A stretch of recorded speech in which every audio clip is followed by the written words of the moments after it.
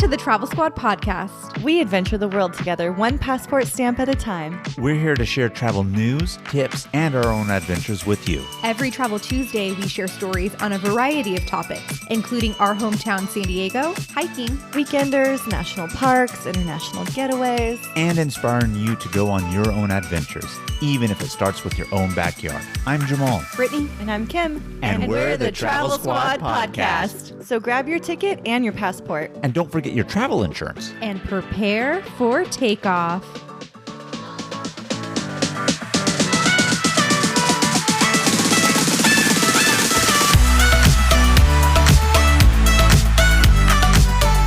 Hello, fellow travelers. Hey, squaddies. Hey.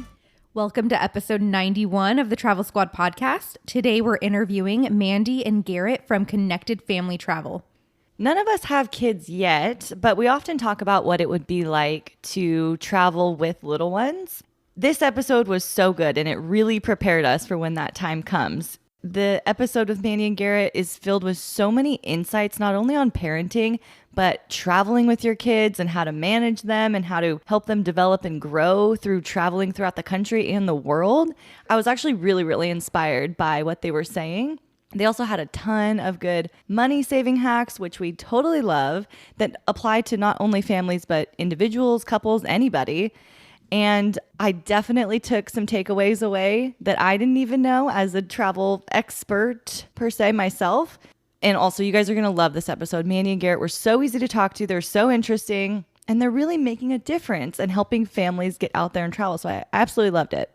Beyond maintaining an active family lifestyle, Mandi and Garrett have started a travel coaching business. Kim kind of touched upon that, sharing with you that they provide a lot of travel hacks. So they teach travel newbies all the insider tips and tricks to save money to make travel super affordable. And I love that because I feel like that's one of the main reasons why we started the podcast just as well, is to really show people how easy it is and affordable it can be if you know the tips and tricks.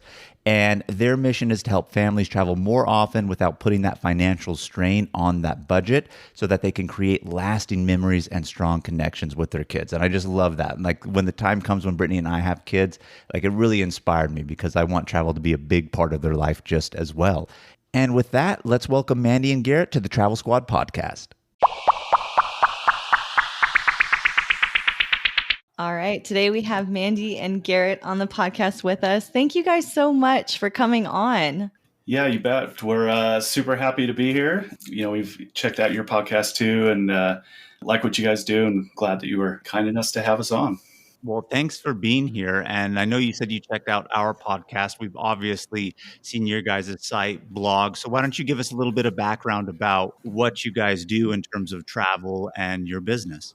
Yeah, so we are family travelers. We both have 9-to-5 jobs. And so, you know, we tried to fit in travel where we could, you know, in the little nooks and crannies of our lives. And we noticed at some point that we just weren't traveling. We got stuck in the mortgage and the car payment and all the things that, you know, we tend to get bogged down by. And we just kind of had this moment where we said, this is not what we want for our lives. How can we make this work? And Garrett bought a book for, I think it was like $20 and just picked up this book and said, I need to learn how to travel for cheap because, you know, our budget's not going to let us do this. And so we picked up this book, read through it all probably in a night, which is pretty crazy because he's just not a reader, and binged it all the way through and learned how to travel hack. And from there, it just kind of became an addiction for us, kind of a game that we just started to play over and over. And we took one trip and realized, oh my gosh, this is amazing. We can do this. We can travel for super cheap.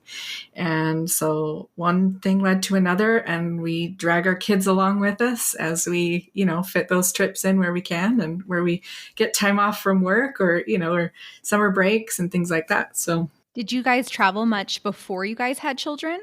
we did. I grew up traveling a lot. Garrett, not as much, but we both had this passion and this drive to get out there and see the world. When we were newly married, we took an amazing trip that put us in debt quite a bit. Got, you know, a little bit embarrassed to say how much we spent on that trip. But at that time, we had a lot of just money to just throw around, so it was fine.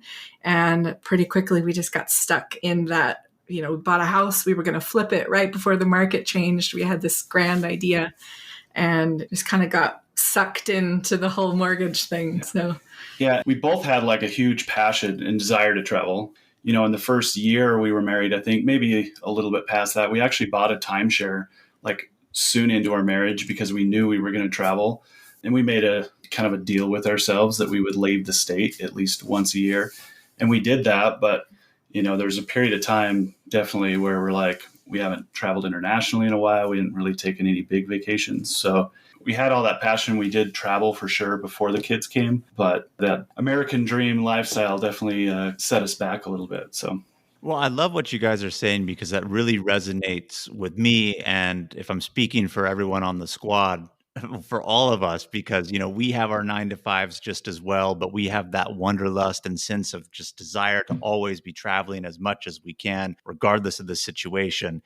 And I just want to let you know, we're guilty just as well. We got a timeshare over here also. So I think it's one of those things people think it's like a bad investment, and maybe, but if somebody's a traveler and really uses it as the incentive to be like, well, all right, well, now I have to do something, it's not a bad thing to have, right? And I really love that.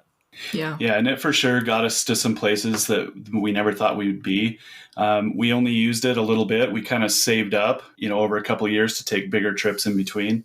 And then we eventually got rid of it. And now we're looking to try and invest in maybe being a Disney Vacation Club owners, because we've been looking at like, what are the trips that we want to repeat? We travel a lot with our kids, but we also took like the same yearly vacation year after year when we were growing up, and our kids haven't really ever had that.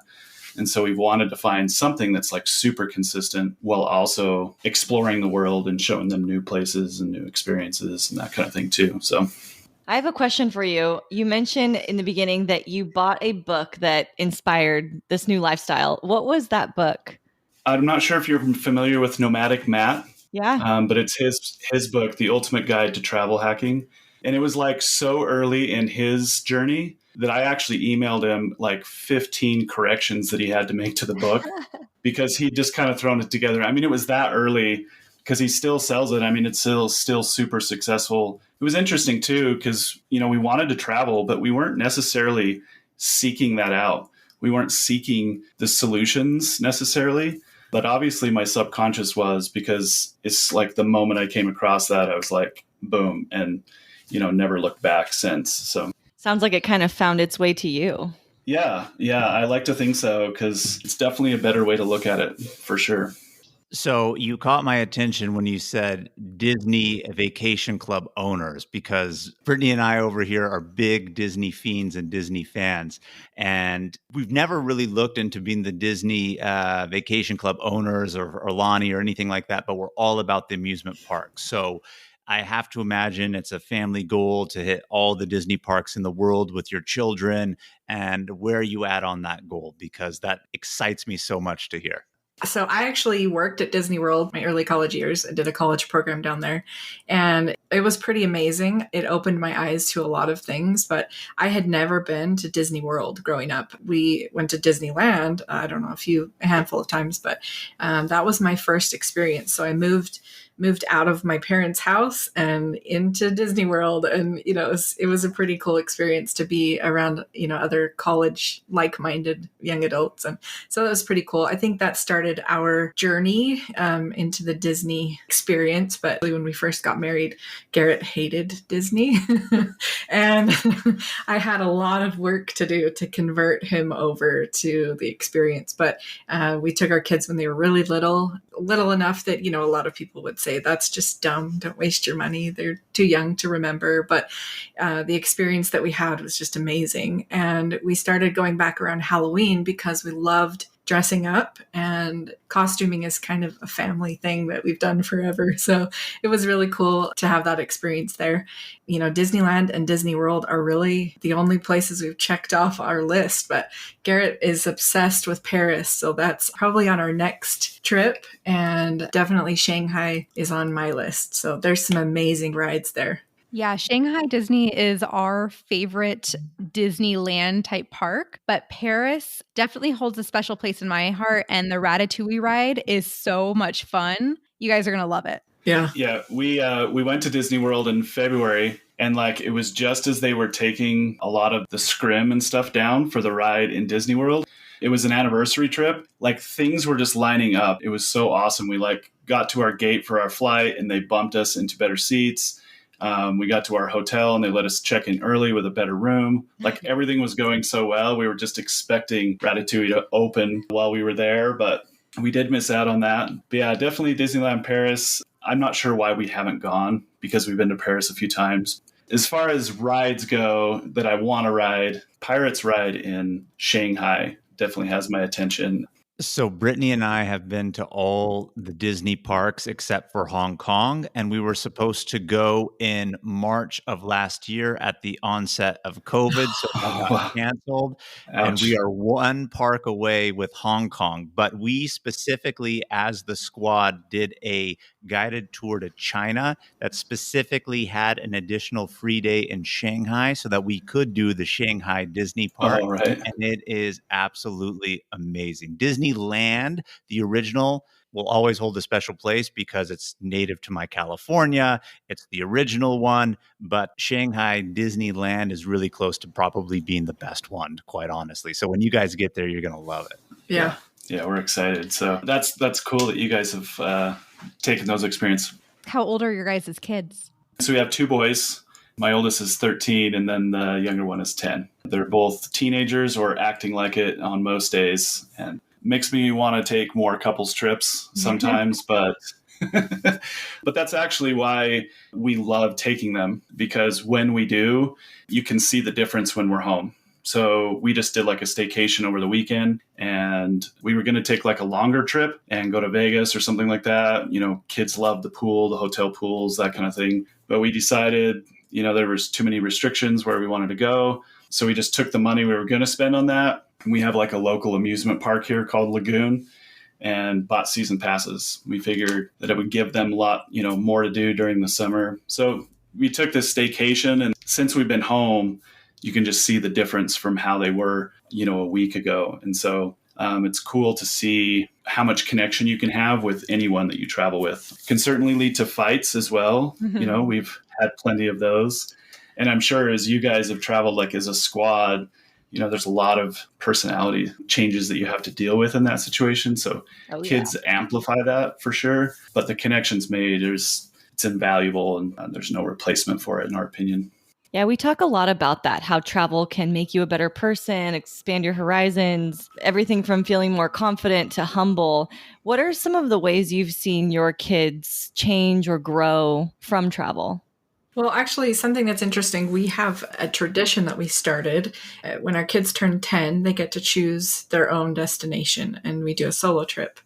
So they get to pick the parent that they want to go with. And, you know, we try not to have hard feelings about who they choose, right? But they pick the parent, and we kind of brainstorm a destination with them and help them to kind of plan the trip themselves. So we guide them along the way. We don't just give them carte blanche to do whatever they want, but we have this tradition that they get to do, you know, pretty much whatever they want within reason.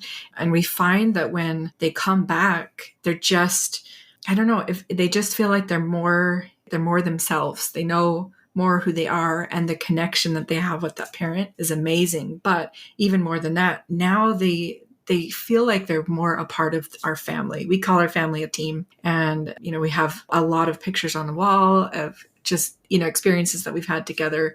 We let them help us choose what to put on the wall, on that specific wall, so that we can remember these memories that we've made together. And as they go through these experiences with us, they're just changed. I don't know the word to put on it. They're just different when they come back. They're better. They're more kind to each other. Even if they didn't go on the trip together, they're more kind to each other. And, you know, we just seem to have a more cohesive unit when we travel. So it's pretty amazing. Yeah, and the pictures that she was talking about. So the area in the house, we call it our belonging wall. And they're very strategically picked pictures that we've put there. But that really is the word that we feel best describes it, is that they feel like they belong. And for kids, you know, self-esteem issues, you know, we have to be more aware of our kids' self-esteem than I think we realize sometimes. And so when they know they have someone in their corner and they know they have someone who's willing to let them take a trip and plan it and express themselves, just gives them kind of that internal balance, which then gives them confidence to kind of do more from there, which luckily also usually ends up meaning, a little bit better behavior and more respect in the house, and those kinds of things kind of follow from that. But yeah, confidence, belonging, self-esteem are definitely the big things that we can see a substantial difference in, and not only right immediately after, but we see long-standing effects from that. Yeah. There's a rooting in it that they know where they belong. They know where they can be grounded so that when they go out into the world, they can be more open and more free and more adventurous, in some cases. But, it's also that they know that somebody actually took a minute to spend some time with them. So, in the day-to-day activities, our youngest is obsessed with Pokemon and Zelda and, some of these gaming things. And to be honest, it's just not something I'm interested in. Now, if you give me Mario Kart, I'm all over it, and I'll beat everyone that I race. I'm pretty competitive that way. But when we put ourselves in to their interests, so our oldest son, when we did the trip with him, we did Southern California and we went to Legoland, which I'm obsessed with Lego just as much as he is. So that was really fun for me to be able to do that with him. But then he wanted to go see a battleship, and it wasn't something I was extremely interested in, but we went anyway. And he knew that I took my entire day to spend with him and on that specific interest that he had. And, in our day-to-day lives, we don't often stop to spend that dedicated time with them. And so when we can do that on a vacation, they just feel that much more a part of it. They feel seen and heard and, appreciated. So yeah, it's amazing the kind of changes that come about.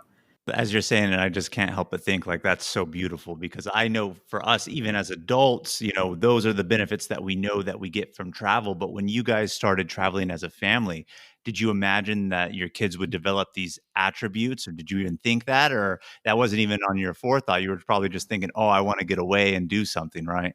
Yeah, it really wasn't on our radar. A lot of our desire to travel for ourselves has always been kind of that world citizen type of feel. And so we wanted to give our kids that. And so we wanted to take them with us. And we felt it a little selfish to be leaving them home all the time and be able to go see these places.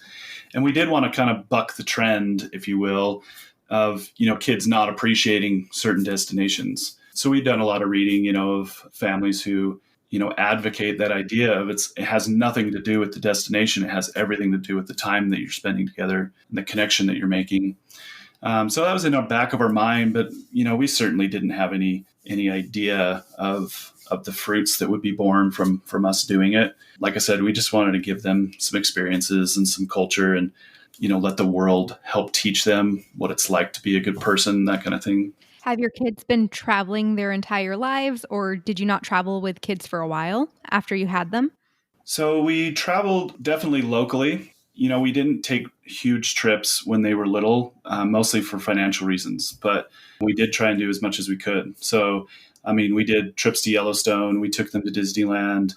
We were always trying to at least leave the state at least once a year. So we were doing some of those things, but that definitely had more of this just typical family vacation feel to it, less intention behind it until, we realized the kind of traveling we could do once we started using points and travel hacking and, getting those rewards that brought more financial means for us to do more with them. And then, it was just kind of a chain of events like, holy cow, these are the things that we can do.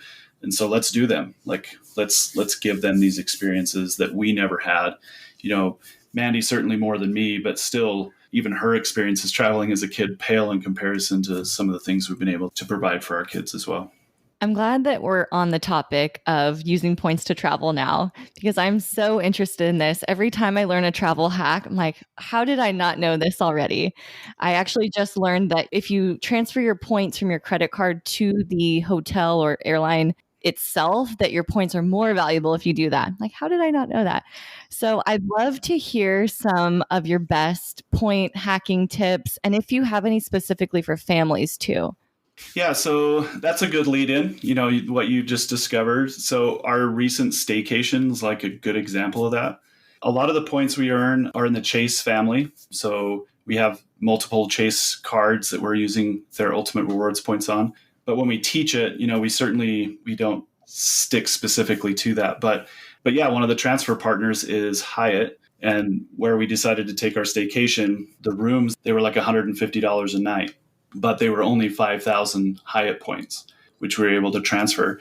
So, a lot of times people, when they're getting value out of their points, they're only getting about a penny per point, is what people who aren't really hacking, still using points, but not really trying to hack the system, that's what they're getting. And so in this case, we got about 3 cents per point. We got 3 times the value that most people do. So that's like a really good example. But one thing that we help teach people when it comes to families is actually the reverse trend from that. A lot of times you do get better value from your points when you're transferring them to partners.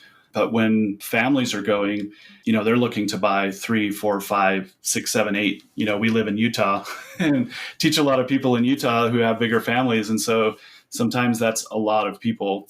And so even when you're transferring to partners, you're getting, better value out of your points. But one tip and trick that we focus on a lot is to actually utilize kind of in combination your points with travel sales, like fare sales and those lightning deals and stuff like that. Because, for instance, today from Salt Lake, there was a flight deal to Paris. Of course, I've got to mention Paris yet again, right? So the flights were like $540 or something. So I went around and played with those numbers and looked at some of the dates. And those were dates that I had previously been looking at like a month ago for a class that we were teaching. And those flights were normally like $1,500. And so when you use something like a Chase Sapphire Reserve, if you're using Chase's portal, you get 1.5 times your value of points. And so a $540 flight with points, you can do that for about 35,000 points. Whereas, if I was to transfer my points to United or to Delta, it would cost me 50, 60, or 70,000 points. So when I'm looking at trying to take that trip for my family, I'm getting 2 trips for the price of 1. And so for families, it works out really great because you look at a lot of blogs or you read someone like the points guy, and a lot of people will say that that's like the worst thing you can do with your points, to pay through travel portals like that. And sometimes they'll even shame you in Facebook groups and stuff like that for using your points that way. And I think it's crazy because it's like such a great resource when someone's trying to book more than 1 or 2 tickets, to be able to get a $1,500 flight for 30,000 points. It's an incredible amount of value out of your points. And so if you're signing up for a sign-up bonus, you got 100,000 points, you can take 3, almost 4 flights, whereas otherwise you might only get 1 and it take you a lot longer to save those points. So that's a big one that we, push a lot when families are trying to maximize those points. No, it's definitely a good one, regardless of what the naysayers say. And we are Sapphire Reserve people over here just as well, Sapphire Reserve household. So I'm all about it. I love that card. We actually have an episode talking about best travel credit cards, and that was one of the ones that we do feature. I absolutely love it. It's best value for your money, I think, that you can get in terms of a travel credit card. Yeah, for sure. It's one, we teach a lot of beginners. And so a lot of beginners aren't ready for like a steep annual fee. So we got to kind of warm them up to that. But honestly, it really is pretty much the best product out there, bar none, as far as a good universal type of card to have in your wallet. And the other perks and benefits are amazing too. And those sometimes are like things that people don't really take much advantage of. Another good tip for traveling with your family, most people don't think of like going into a travel lounge or anything like that with your family. But we were going to Hawaii a couple of years ago and we were flying through Portland, and the timing of our flights was pretty terrible. So we didn't really have time to eat breakfast before our early flight. But as we were going through Portland, one of the perks of the Sapphire Reserve is you also get Priority Pass, which is a lounge access type of membership. So you get that for free. And we found one of the restaurants in the airport that honored the Priority Pass. And so the credit amount was up to 4 people for $29. So we had $130 worth of food and we maxed that out. So, we took a muffin and an orange juice and we took stuff with us on the plane and we got every advantage out of that. So yeah, when it comes to travel hacking, it is more than just the points and the miles and the dollars that you see there.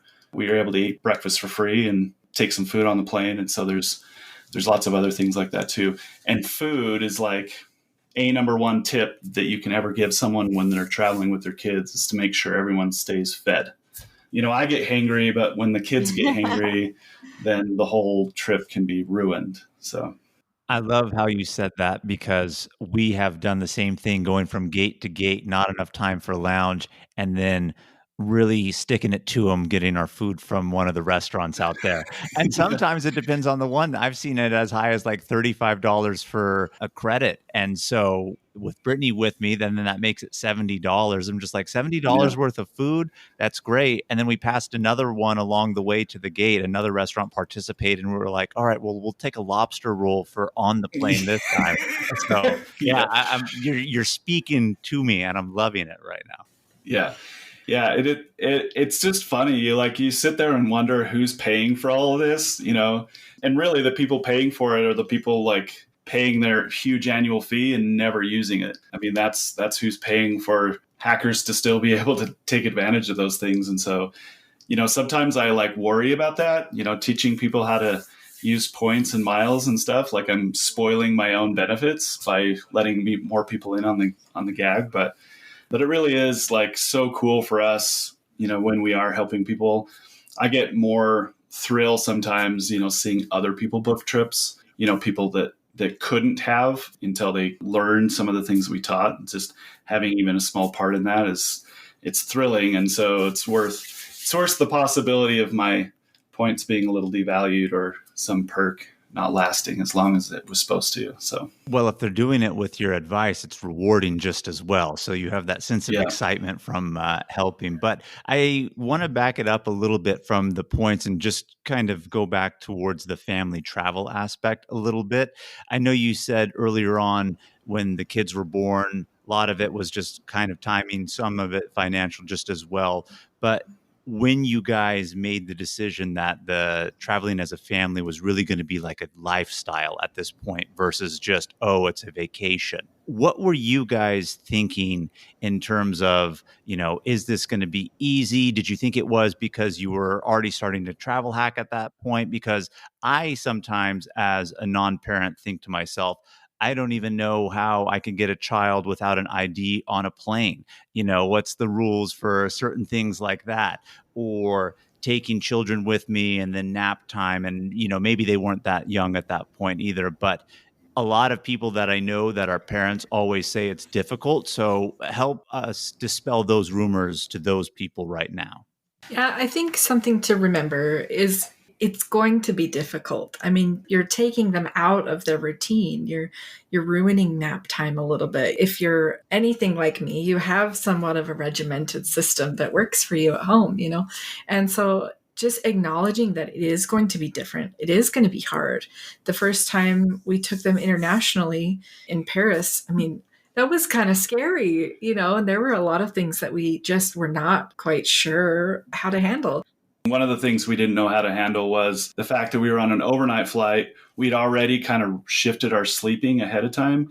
And then there's our 7 or 8-year-old watching movies with the in-flight entertainment the whole time. We landed at like 8 o'clock and the kid had no sleep for the last 30 hours or something like that. So yeah, there are those things that you prepare for, and sometimes they don't go as planned. But yeah, we look over, and as the plane's starting to get ready to land, and I look over and he's finally asleep in the chair, and I'm like, we are in for it today. Yep. But just acknowledging that it is going to be tough. That's like the first thing. It's just going to be tough.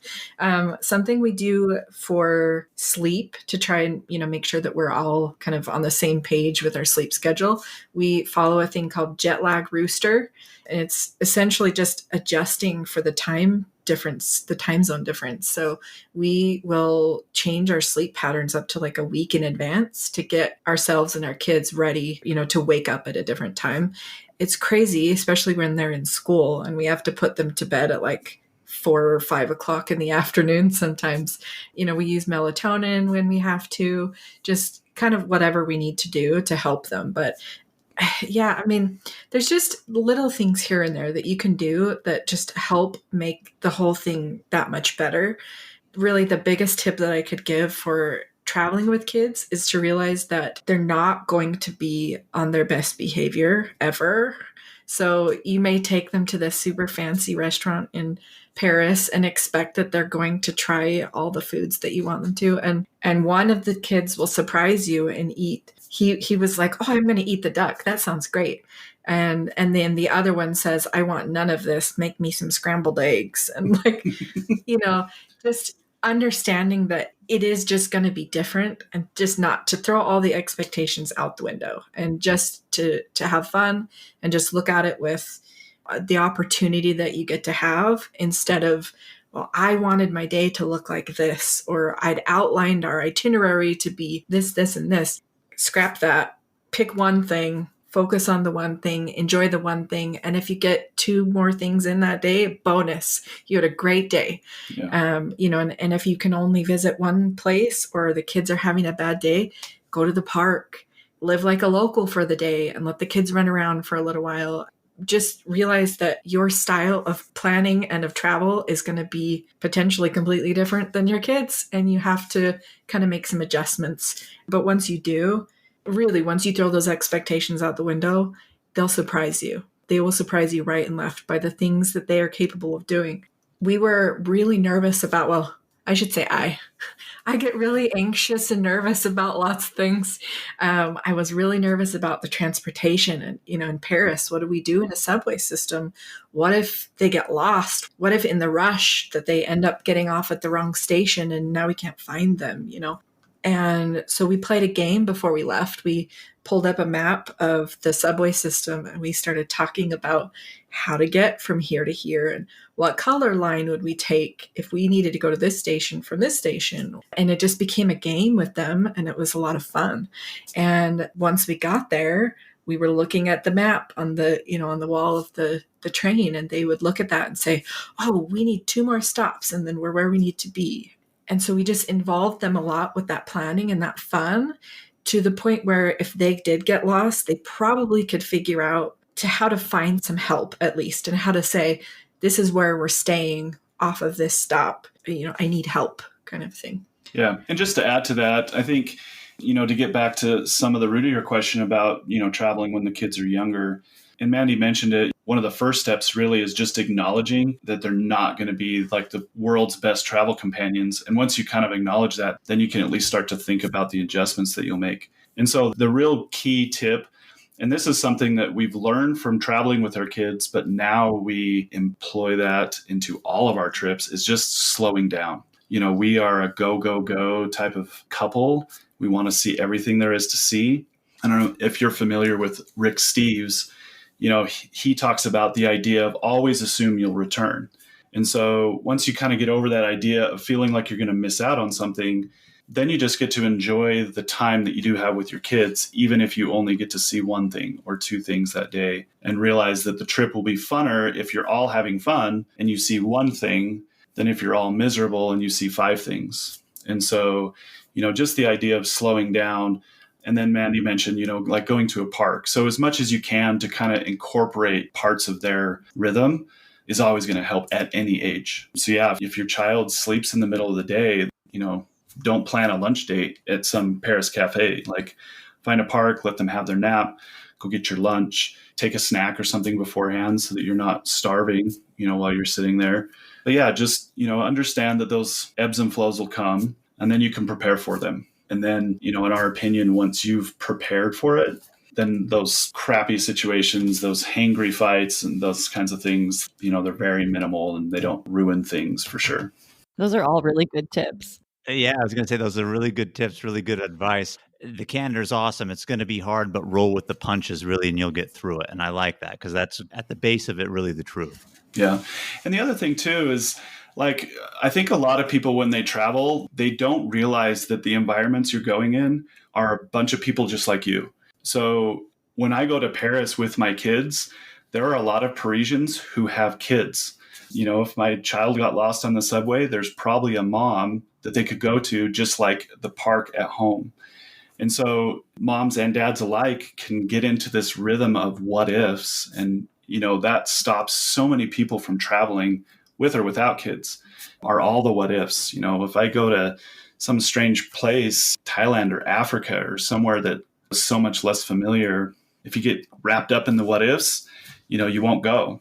And so it's just about, making the decision, realizing there's things you're going to have to figure out, and doing as much reading and preparation as you can to just be able to deal with the situations as best you can. But, realize that you're not alone when you travel, even if it feels like you might be sometimes. There's people to help you, and there's parents all over the world, and there are people who know how to use a phone and a map and all of these types of travel skills that we think if we don't have those before we leave, then we can't leave. And, we don't really get those skills until we go. Yeah, those hold true not only for families, but people, everybody in general. That's so true. But I think it's amazing that you're doing this specifically for families, because I feel like that is where the biggest barrier I hear from people is about kids. And even something like going to lunch with a friend, even in your own hometown, I hear those types of restrictions from my friend parents.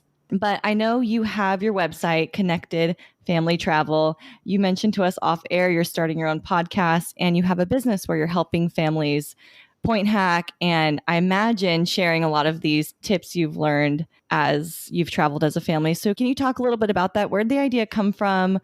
If someone wanted to learn from you and start traveling with their family, what could they expect? To answer your first question, like where it came from was, again, just once we realized what we could do, that we'd kind of found a niche. Like I'd mentioned, you read so many of these travel hacking blogs, and they are not geared to families. They are geared to singles or couples with a little bit more disposable income. They're not buying plane tickets. And so once we found a system that worked for us, we just wanted to share it. And originally, and if I can interrupt, we had our friends and our families asking all the time, like, oh, sure, it must be nice to have all this kind of money to travel as much as you do. And, it must be nice. And there was a lot of negativity at first, but once we said, hey, look, you can do this too. This is as easy as walking down the street and picking up $100 bill. It's literally, you're already walking down the street doing the thing. Why don't you just pick up the money? It's already there. And, once people started to look at it, that it was something that they could do, it was totally doable. It was totally possible for them. They didn't need to make 6 figures every year. They didn't need to cross over into some invisible barrier that they thought was there. Then people started asking, well, can you tell me? Here, let me take you to lunch and let me pick your brain. And all of those, let me take you to lunch turned into, okay, look, we need to group this information together. We didn't create the plan. It wasn't anything that's not already out there. Sure, there's plenty of people writing about it and talking about it, but we definitely created something that worked for us and for families. And, we grouped that into a concise course that we teach.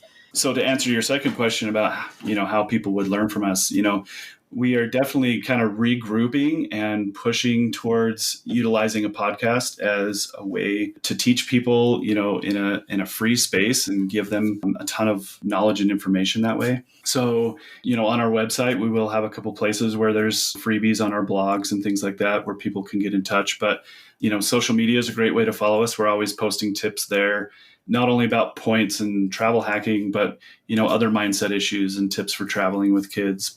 But yeah, the main thing that we've focused on so far is a paid course that really gives you an A to Z comprehensive learning. So, you're learning how to get cards, which are the best cards, things like Kim just mentioned with just barely discovering, these transfer partners are one way to use your points. And so we cover all of that. So it's been pretty comprehensive, but we also have realized that we're leaving some people out when we do that. And so that's why we wanted to create a podcast, help people fill the gaps and, when there's questions and give them those little tips and stuff. So our social media is a great place to kind of get started following us and see what we're about.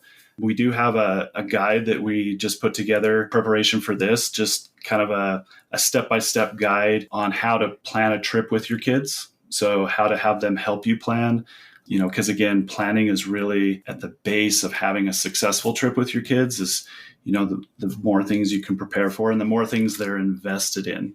If they have a hand in the planning, they're a lot more amenable to going to places that they may not seem interested in. So that guide is on our website as well, connectedfamilytravel.com/kid plan, all one word, kid plan. And so a great resource that you could pick up for those who are a little bit, they want to get over that barrier of, I want to travel with my kids, but I don't think I can. That would be perfect for them. Just that extra little encouragement to plan and take that first trip with their kids. That's cool. I wish my family would have done that when I was growing up. It sounds so fun. Me too. Yeah. My life of travel growing up was Memorial Day in Idaho Falls. That was like the trip we took every year, and that was pretty much my life. And then all of a sudden I turned 18 and I went on my first flight, and then I went on my first international flight, and then I went to Australia and lived there for 2 years. So like this big push all at once. And that's definitely where the travel bug came from. So once it hits, it sticks.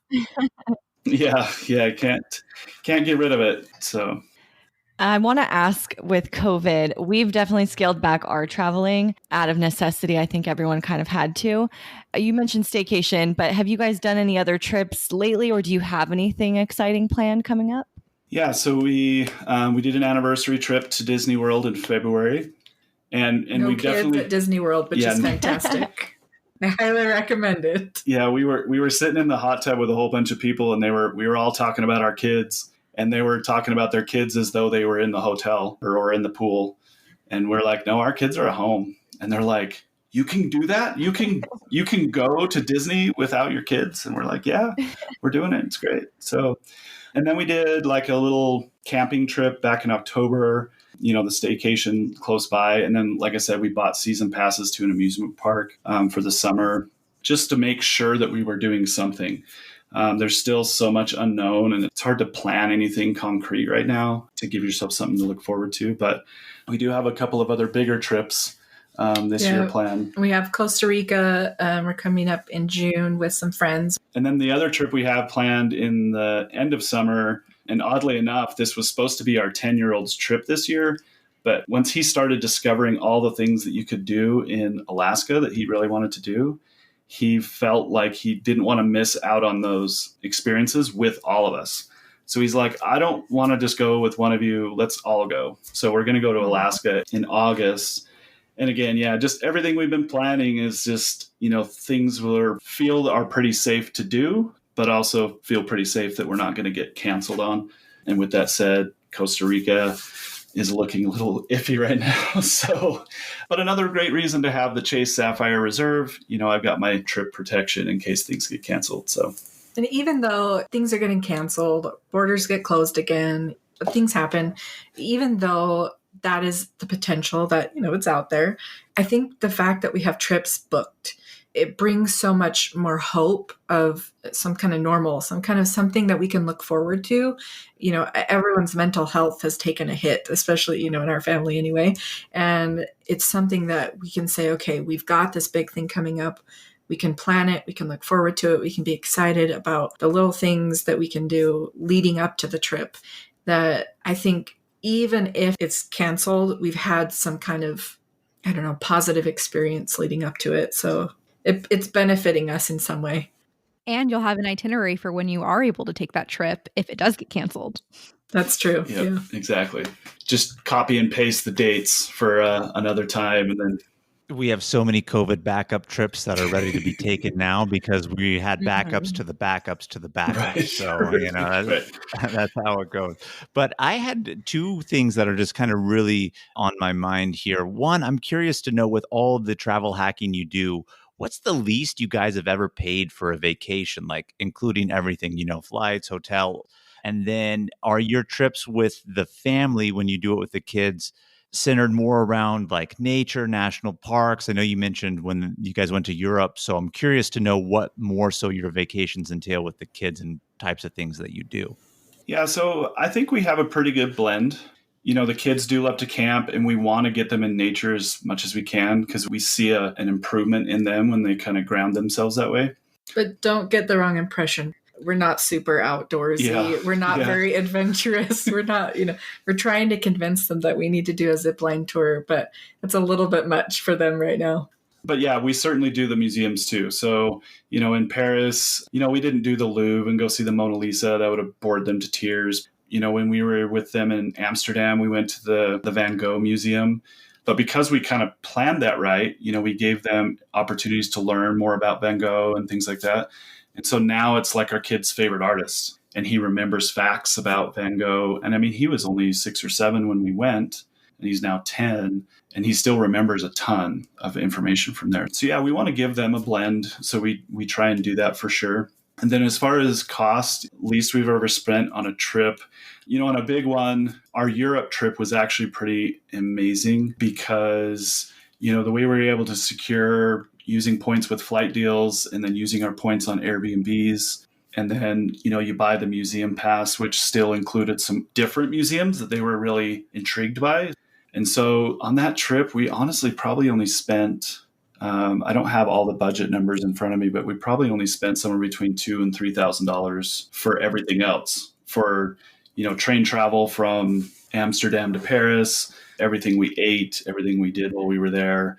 I think we paid for some of our Airbnbs and used points for the other. And the crazy thing is we went to Disney World that same year, and all of our hotel was pretty much taken care of, with points. Plus we totally took advantage of some timeshare opportunities and stayed in some great properties for free that way.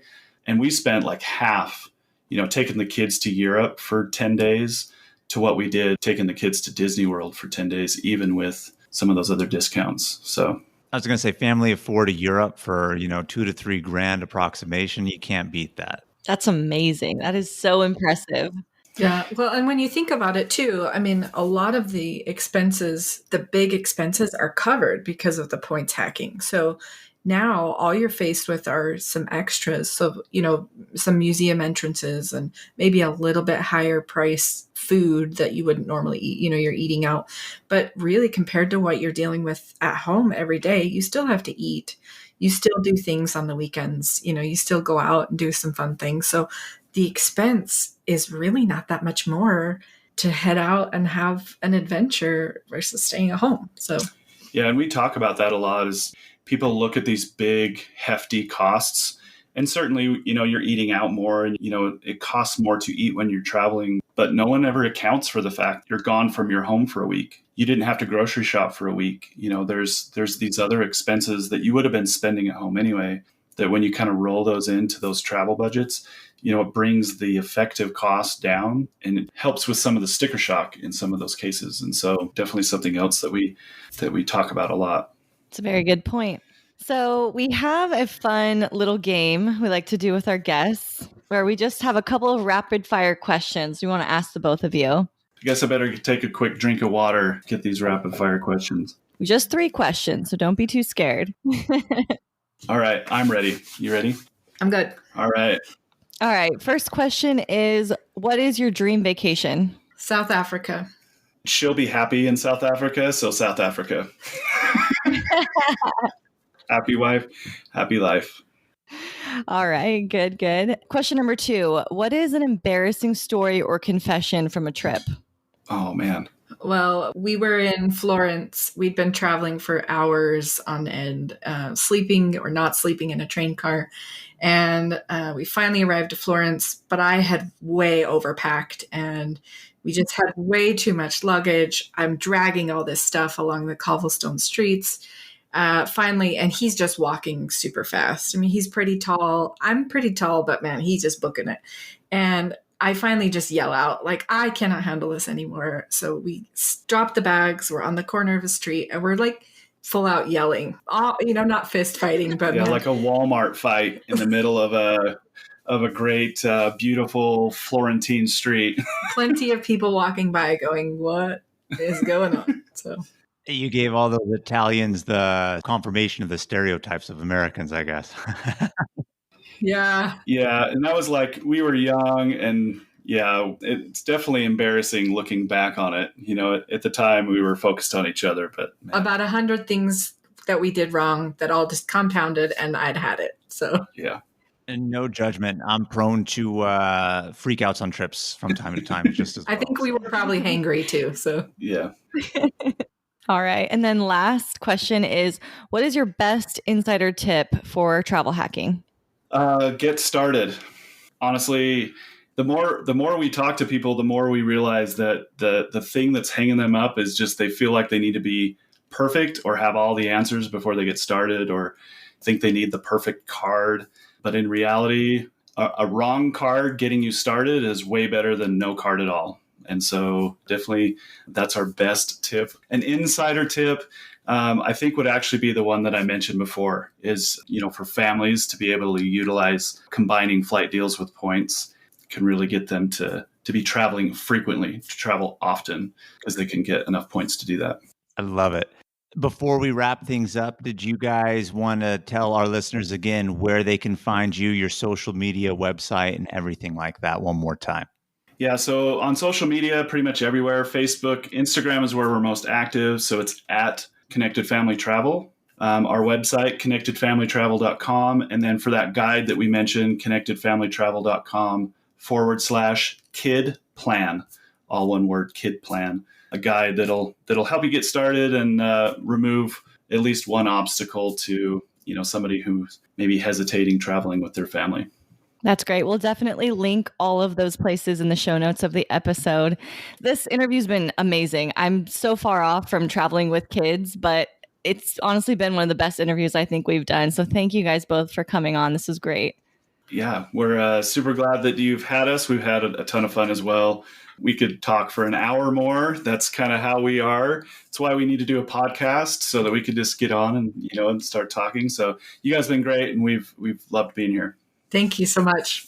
Well, we loved having you just as well. And believe me, I feel like a lot of the stuff that you've said has resonated with me in terms of like passion for travel, just doing it. It's all mental mindset and the benefits you get of it. So we're speaking to each other and also to our listeners, and hopefully it resonates with them too. And I know it will. All right, everyone, that's all we have for you today. Thank you so much for tuning in to our episode this week. Keep the adventures going with us by following us on Instagram and YouTube at Travel Squad Podcast. And if you'd like to be a guest on our show or have us on yours, please reach out to us. We're accepting new guests right now. And if you found the information in this episode to be useful, or if you thought we were just plain funny, please be sure to share it with a friend that would enjoy it too. And as always, guys, please subscribe, rate and review our podcast, and tune in every Travel Tuesday for new episodes. Stay tuned for next week's episode. We have some more amazing adventures and tips in store for you. Bye, everybody. Bye. Bye.